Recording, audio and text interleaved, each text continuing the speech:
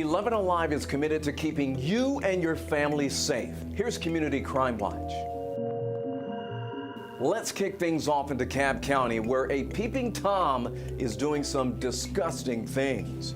Police released this sketch of what he looks like. Investigators say earlier this month he was hanging out around some apartments near East Ponce de Leon Avenue and Juliet Road, where he exposed himself. A female neighbor noticed this creepy dude, and he took off running. Have any idea of who he is? Call police. Now let's head over to East Point, where there is a search to find a 29-year-old man suffering from schizophrenia and who is also bipolar. The family of TERRILL Thomas wants him home. He was last seen earlier this month at his apartment on Seville Lane. If you have any information on where he could be, call East Point PD.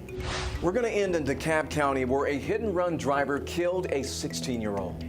It happened on November 14th around 3 a.m. near Covington Highway and South Indian Creek Drive. Investigators say the teen was riding his bike when someone hit him and took off. Here's a clue.